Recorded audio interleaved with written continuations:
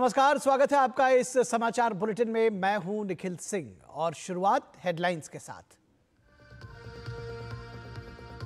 दिल्ली विधानसभा चुनाव के लिए 5 फरवरी को मतदान, 8 को होगी मतगणना। तारीखों के ऐलान के साथ ही लागू हुई आदर्श आचार संहिता। मुख्य चुनाव आयुक्त ने ईवीएम को बताया पूरी तरह सुरक्षित और पारदर्शी। कहा अब बैलेट पेपर पर लौटना संभव नहीं। सभी दलों की सहमति से वोटर लिस्ट होती है अपडेट। प्रभावी कानून प्रवर्तन की दिशा में बड़ा कदम। केंद्रीय गृह मंत्री अमित शाह ने लॉन्च किया भारत पोल पोर्टल। त्वरित अंतर्राष्ट्रीय पुलिस सहायता में मिलेगी मदद।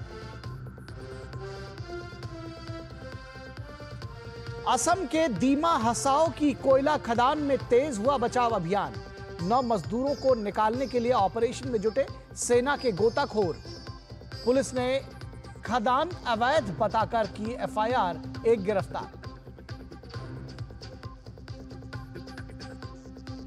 तिब्बत में आए भीषण भूकंप से अब तक 95 लोगों की मौत, 130 से अधिक घायल।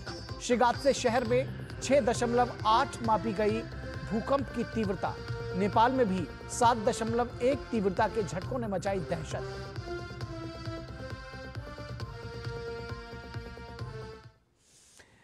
तो खबरों की शुरुआत सबसे पहले दिल्ली विधानसभा चुनावों के लिए तारीखों का ऐलान जो हुआ है उसकी खबर से। और जैसा कि आपको बताया कि दिल्ली में विधानसभा चुनावों के लिए जो चुनावी बिगुल है वो बच गया है। मुख्य चुनाव आयुक्त राजीव कुमार ने दिल्ली में एक प्रेस कॉन्फ्रेंस कर दिल्ली में मतदान की तारीखों की घोषणा की।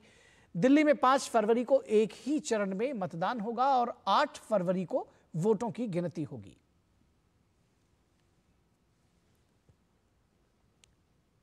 It's a single phase election. Date of notification will be 10th of January, Friday. Last date of making nomination will be 17th of January. Scrutiny on 18th of January. Withdrawal 20th. These are the statutory periods of time which is given. Date of poll is 5th and counting is 8th, and 5th again we have very deliberately kept Wednesday. और दिल्ली में कुल 1,55,00,000 मतदाता हैं। पहली बार मतदान करने वाले मतदाताओं की संख्या 2,08,000 है। There are 1.55 crore voters as per the electoral rolls declared yesterday by the CEO. 83.49 lakhs male and 71.74 female. Young voters are also 25.89. First time voters are 2.08 lakhs. This is what we are trying everywhere to get new voters. If we look at the PWD voters, there are 830 centenarian voters also. We have worked on transgender voters. We want them to please come and join us. There are 1.0985 plus voters. और मुख्य चुनाव आयुक्त ने कहा कि EVM से छेड़छाड़ के आरोप निराधार हैं और चुनावों के लिए ईवीएम पूर्णतया सुरक्षित है। उन्होंने कहा कि पुराने पेपर बैलेट की वापसी अनुचित और प्रतिगामी है और इसका उद्देश्य चुनावी प्रक्रिया को दरअसल पटरी से उतारना है। There is no question of introducing virus or bug in the EVM. There is no question of invalid votes in the EVM. No rigging is possible. High Court and Supreme Court is saying continuously in different judgments which are here. No alteration in results is possible by activating a Trojan horse or a virus. Evidence inspires confidence of the court that they are tamper-proof. What else can be said? EVMs are foolproof devices for counting. Allegations of tampering are baseless. और दिल्ली विधानसभा चुनाव के लिए आम आदमी party ने आज अपना प्रचार गीत फिर लाएंगे केजरीवाल लॉन्च कर दिया। गीत की लॉन्चिंग के मौके पर आम आदमी पार्टी के राष्ट्रीय संयोजक अरविंद केजरीवाल, दिल्ली के मुख्यमंत्री आतिशी और मनीष सिसोदिया समेत तमाम नेता मौजूद रहे। और नई दिल्ली जिले के जिला निर्वाचन अधिकारी सनी कुमार सिंह ने आम आदमी पार्टी के नेताओं पर संवेदनशील जानकारी देने के लिए दबाव डालने का आरोप लगाया है। जिला चुनाव अधिकारी ने दिल्ली के मुख्य निर्वाचन अधिकारी को चिट्ठी लिखी है, जिसमें उन्होंने राज्यसभा सांसद राघव चड्ढा और संजय सिंह पर दबाव डालने का आरोप लगाया। चिट्ठी में लिखा है कि वोट कटवाने के लिए जिन आपत्तिकर्ताओं ने आवेदन किए, उनकी निजी डिटेल्स मांगी जा रही हैं। मुख्य निर्वाचन अधिकारी को भेजी गई चिट्ठी में जिला चुनाव अधिकारी ने लिखा कि मुख्यमंत्री ने मुझे बिना किसी अहम बात के बैठक के लिए बुलाया। पहले भी बिना किसी एजेंडे के मुझे बैठक के लिए बुलाया गया है, जिसमें मतदाता सूची के बारे में चर्चा हुई थी। और उपराष्ट्रपति जगदीप धनखड़ ने कर्नाटक के मंगलुरु के श्री क्षेत्र धर्मस्थल में के मंजुनाथ स्वामी मंदिर में भक्तों को दर्शन की सुविधा प्रदान करने के लिए तिरुपति थिमप्पा के दर्शन की तर्ज पर कतार जटिल प्रणाली का उद्घाटन किया। इससे दूर दराज से आने वाले श्रद्धालुओं को लंबी कतारों में खड़े होने से बचने में मदद मिलेगी। उपराष्ट्रपति ने वर्ष 2024-25 के लिए ज्ञानदीप कार्यक्रम भी लॉन्च किया। उन्होंने कहा कि ईश्वर के समक्ष सभी समान हैं। मंजुनाथ स्वामी मंदिर में भगवान के दर्शन की सुविधा के लिए एक कतार परिसर शुरू किया गया है। 16 चौड़े गलियारों वाले इस परिसर में कुल 12,000 भक्तों को ठहराया जा सकता है। यहाँ पर बारिश और धूप से बचाव की व्यवस्था है और शौचालय और पीने के पानी की भी सुविधा है। और विदेश मंत्री डॉक्टर एस जयशंकर ने ओडिशा के पुरी जिले के रघुराजपुर गांव का दौरा किया। इस दौरान उन्होंने दुकानदारों और स्थानीय लोगों से बातचीत की। स्थानीय उत्पादों की सराहना करते हुए विदेश मंत्री ने कहा कि ताड़ के पत्तों की कला और बुनाई इस क्षेत्र में सदियों से बनाई जा रही है। साथ ही कहा कि इसे आगे बढ़ाने के लिए सरकार लगातार प्रयास कर रही है। जब हम देखते हैं यहाँ की ये जो है, यहाँ जो पट्टचित्र जो है या जो भी इनके यहाँ जो कला जो है, पाम लीफ एनग्रेविंग है, ये माने सदियों से चलती आ रही है। तो आपने देखा होगा कि मोदी सरकार जो है, एक तो ये वन डिस्ट्रिक्ट वन प्रोडक्ट चला रही है। फिर जो विश्वकर्मा लोग जो हैं उनका सपोर्ट भी कर रही है। हमारा कोशिश भी है, जब G20 हुआ, अभी ये PBD हो रहा है, कि बाहर के टूरिस्ट लोग भी आए, हमारे देश के लोग भी आए। हम जब बाहर जाते हैं, देश के बाहर जाते हैं, जहाँ भी जाते हैं, हम आपका काम ले जाकर वहाँ गिफ्ट में देते हैं, ताकि दुनिया जाने कि हमारे यहाँ क्या कला है।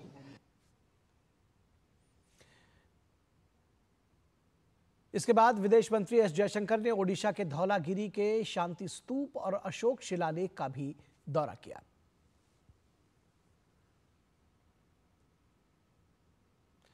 रक्षा मंत्री राजनाथ सिंह ने उत्तर प्रदेश के आगरा में कहा कि सुरक्षा के क्षेत्र में देश काफी तेजी से आगे बढ़ रहा है।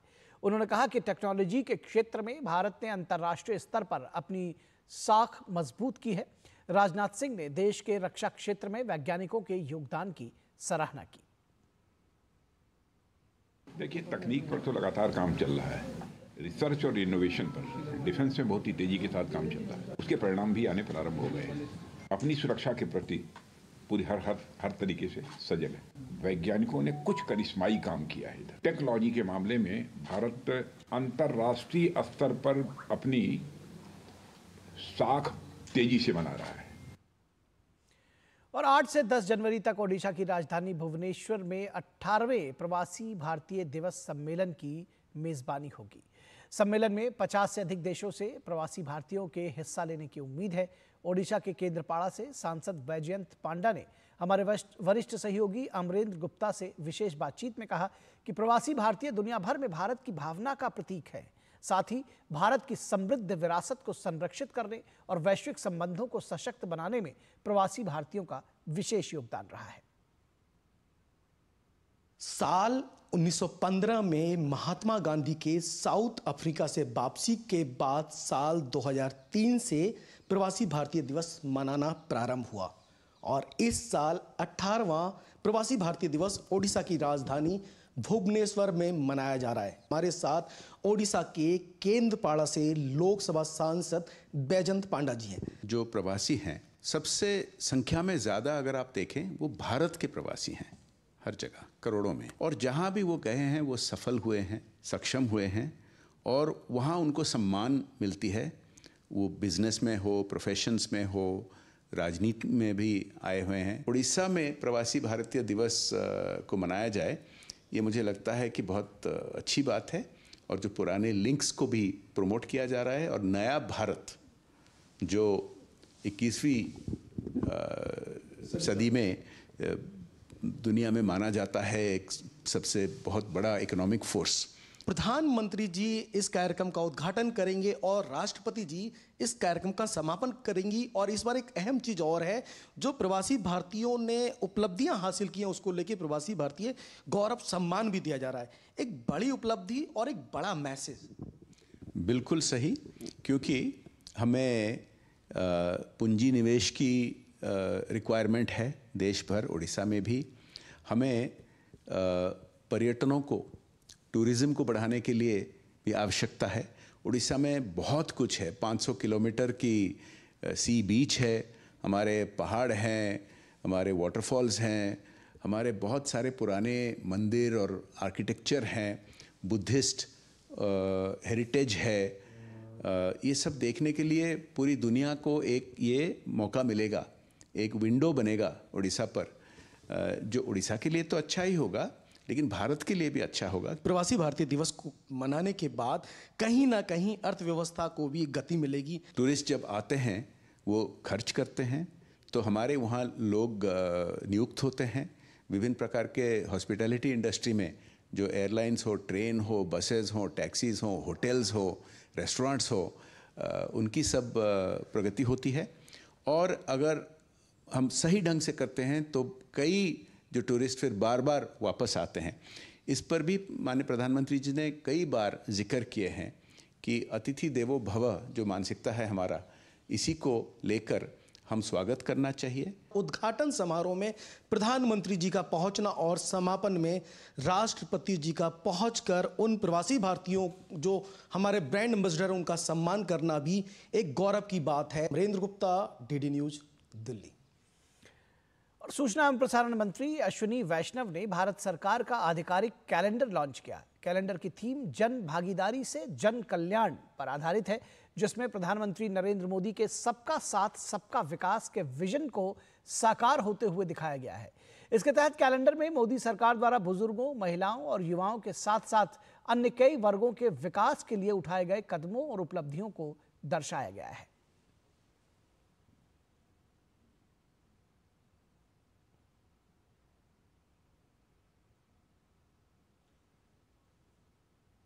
कार्यक्रमों से लोगों के जीवन में एक बड़ा परिवर्तन आया है, वो इस कैलेंडर के थीम में दिखाई देगा। चाहे टेक्नोलॉजी हो, चाहे गरीब कल्याण हो, चाहे किसानों के लिए किया हुआ काम हो, चाहे महिलाओं के गवर्नमेंट से रिलेटेड काम हो, चाहे खिलाड़ियों को नया प्रोत्साहन देना हो।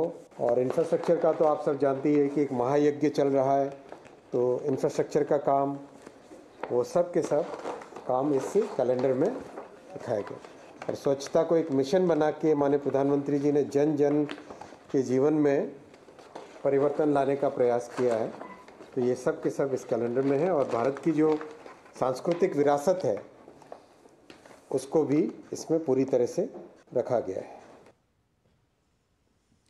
और रुकेंगे एक छोटे से ब्रेक के लिए, आप कहीं मत जाइएगा, जल्द हाजिर होंगे।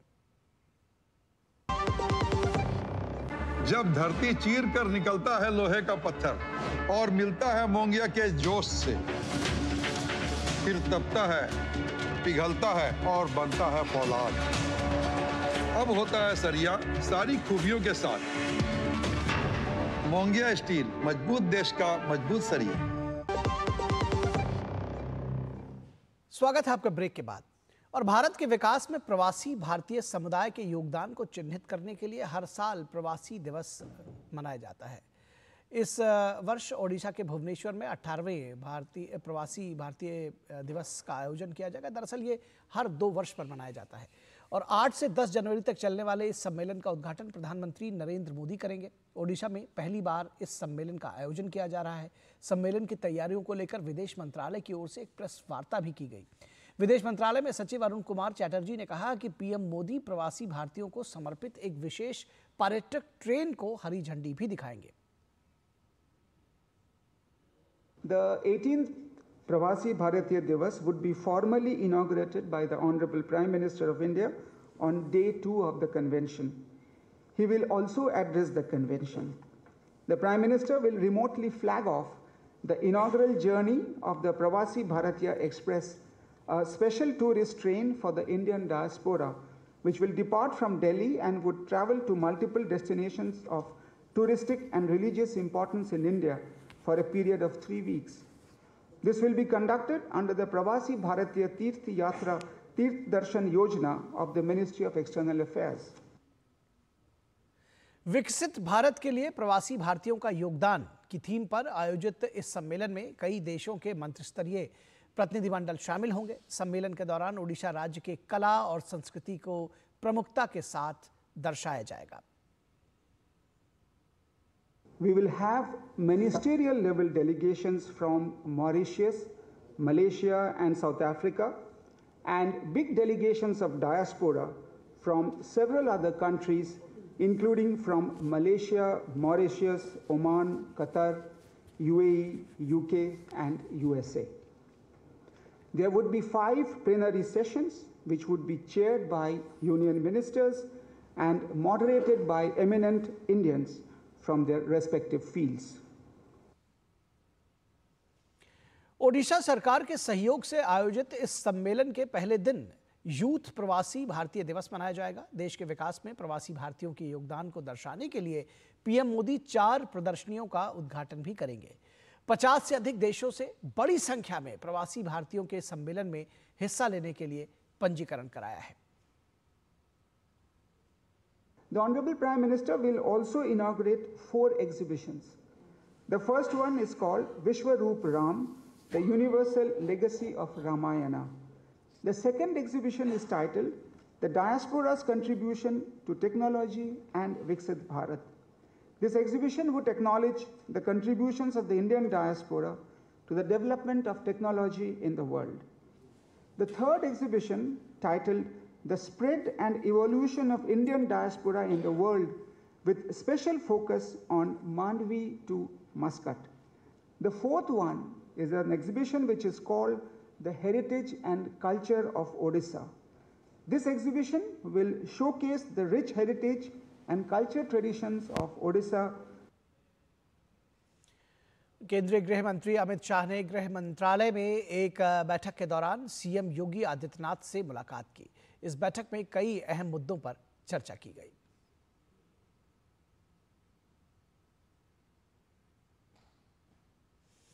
और केंद्रीय गृह मंत्री अमित शाह ने सीबीआई की ओर से विकसित भारत पोर्टल का नई दिल्ली में शुभारंभ किया। ये पोर्टल प्रधानमंत्री नरेंद्र मोदी के नेतृत्व में केंद्र सरकार की ओर से देश की कानून प्रवर्तन एजेंसियों को सशक्त बनाने की दिशा में महत्वपूर्ण पहल है। केंद्रीय गृह मंत्री अमित शाह ने सीबीआई के 35 अधिकारियों को पुलिस पदक भी प्रदान किए। इस मौके पर केंद्रीय गृह मंत्री अमित शाह ने कहा कि इस पोर्टल की संरचना होने के साथ देश के हर एक राज्य की पुलिस सीधे इंटरपोल से जुड़ पाएगी। गृह मंत्री ने कहा कि देश की 140 करोड़ की जनता ने यह संकल्प लिया है कि आजादी के 100 वर्ष पूरा होने पर भारत हर क्षेत्र में अग्रणी होगा। भारत पोल हमारे देश के अंतर्राष्ट्रीय इन्वेस्टिगेशन को एक अलग युग में ले जाने वाली एक शुरुआत है। एक प्रकार से अब तक इंटरपोल के साथ काम करने के लिए एक ही एजेंसी नामित थी, सीबीआई। मगर भारत पोल की संरचना होने के साथ भारत की हर एजेंसी, हर राज्य की पुलिस अपने आप को बहुत सरलता के साथ इंटरपोल के साथ कनेक्ट कर पाएगी और सीधा गति अपने इन्वेस्टिगेशन को देने में उनको बहुत सहायता होगी। और भारतीय सेना ने असम के दीमा हसाओ जिले के एक दूर दराज के औद्योगिक शहर उमंगरसो में फंसे खनिकों को बचाने के लिए एक विशेष राहत कार्य बल को तैनात किया है। राज्य प्रशासन और पुलिस ने खनन में फंसे मजदूरों को बचाने के लिए अभियान जारी किया है। एनडीआरएफ की पहली टीम में 30, एसडीआरएफ की टीम में 8 लोगों को असम खदान पर बचाव अभियान में तैनात किया है। 6 जनवरी को शुरू किए गए इस अभियान में गोताखोरों, इंजीनियर्स और प्रशिक्षित बचाव कर्मियों की एक उच्च कुशल टीम शामिल है। बता दें कि उमरंगासो में एक कोयला खदान में अचानक आई बाढ़ के बाद कई मजदूर फंस गए थे। वहीं असम के मुख्यमंत्री हिमंता बिस्वा शर्मा ने 9 मजदूरों के फंसे होने की पुष्टि की है। वहीं पुलिस ने हादसे को लेकर एफआईआर दर्ज की और मामले में एक व्यक्ति को गिरफ्तार भी किया है। और रुकेंगे एक छोटे से ब्रेक के लिए, कहीं मत जाइएगा, जल्द हाजिर होंगे।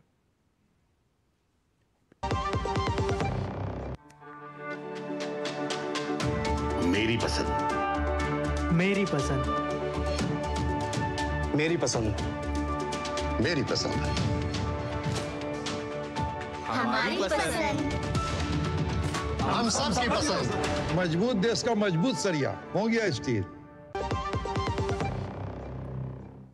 ब्रेक के बाद एक बार फिर आप सभी का स्वागत है।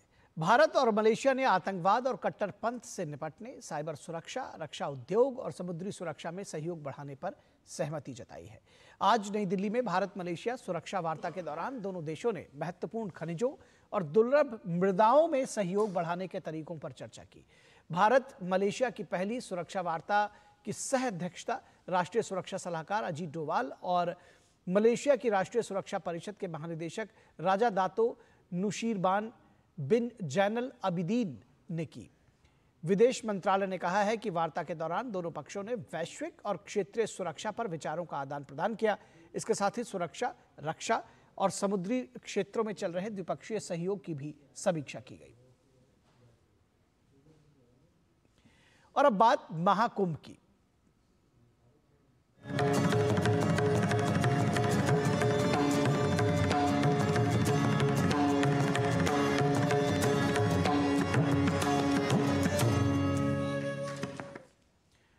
प्रयागराज में महाकुंभ की तैयारियां जोरों पर चल रही हैं। इस महाकुंभ में करीब 40 करोड़ श्रद्धालुओं के आने की उम्मीद है। प्रयागराज में श्रद्धालुओं के स्वागत के लिए कई द्वार बनाए गए हैं। इस द्वार के निर्माण के लिए कई जगहों से लोग आए हैं। इन द्वार निर्माताओं से बातचीत की डीडी न्यूज के संवाददाता रामेंद्र सिंह ने। महाकुंभ नगर जब आप प्रवेश करेंगे, जो मुख्य रास्ते हैं उन सभी रास्तों पर कोई न कोई द्वार मिलेगा। उसकी तैयारी सरकार ने पहले से की है कि एक तो चिन्हांकन हो जाए, दूसरा थोड़ी भव्यता दिखे। उस पर काम करने वाले जो इस द्वार का निर्माण कर रहे हैं उन लोगों से हम बात करते हैं कि किस तरह इसका निर्माण करते हैं। कहाँ से आए हैं आप और किस तरह इसका निर्माण शुरू किया है आपने? हम लोग बनारस से आए हैं। इसका निर्माण कई मुख्य द्वारों पे है। डमरू द्वार है, कल्पवृक्ष द्वार है, समुद्र मंथन है और आपका लोगो द्वार है। इतने द्वारे बने हैं, 10 द्वार है सब। कितने लेबर लगा के रखे हो? 35 लेबरें लगे हैं, जिसमें से सब साइड पे काम चल रहा है।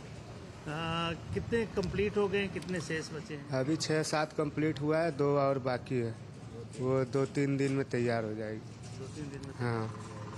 तो क्या जिस तरह डिजाइन होता है, कैसे डिजाइन कट के आता है, कैसे? सब यहाँ कारपेंटर भी लगे हैं, कुछ MDF है जो मशीन से कट के आते हैं, कुछ अपने से भी काटते हैं।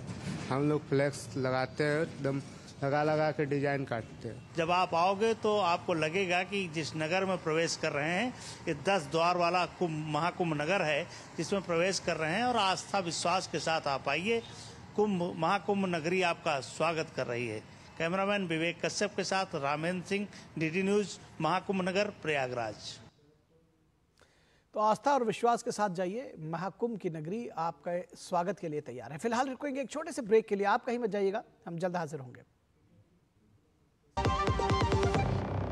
जब धरती चीर कर निकलता है लोहे का पत्थर और मिलता है मोंगिया के जोश से, फिर तपता है, पिघलता है और बनता है फौलाद। अब होता है सरिया सारी खूबियों के साथ। मोंगिया स्टील, मजबूत देश का मजबूत सरिया। ब्रेक के बाद एक बार फिर से स्वागत। मंगलवार को तिब्बत में भूकंप के तेज झटके महसूस किए गए। रिक्टर स्केल पर इसकी तीव्रता 6.8 मापी गई है। अधिकारियों के मुताबिक अब तक 95 लोगों ने अपनी जान गंवा दी है, वहीं करीब 130 लोग घायल हैं। सुबह करीब 9:05 पर तिब्बत के डिंगरी काउंटी इलाके में भूकंप के तेज झटके महसूस किए गए। भूकंप का केंद्र नेपाल सीमा के पास तिब्बत के जिजांग में था। भूकंप का केंद्र 28.5 डिग्री उत्तर अक्षांश और 87.45 डिग्री पूर्वी देशांतर पर पाया गया। ये जमीन से 10 किलोमीटर की गहराई में था। भूकंप के झटके नेपाल में भी महसूस किए गए। लोग अपने घरों को छोड़कर बाहर की तरफ भागे। नेपाल के कई जिलों में लोगों को भूकंप के झटके महसूस हुए। काठमांडू के लोग काफी दहशत में आ गए। सड़क पर बिजली के खंभे और पेड़ हिलते हुए लोगों ने देखे। इस बीच भूकंप से बिहार, पश्चिम बंगाल, सिक्किम समेत उत्तर भारत के कुछ हिस्सों में भी झटके महसूस किए गए। तो इस समाचार बुलेटिन में बस इतना ही। हमारी पूरी टीम को दीजिए इजाजत। नमस्कार।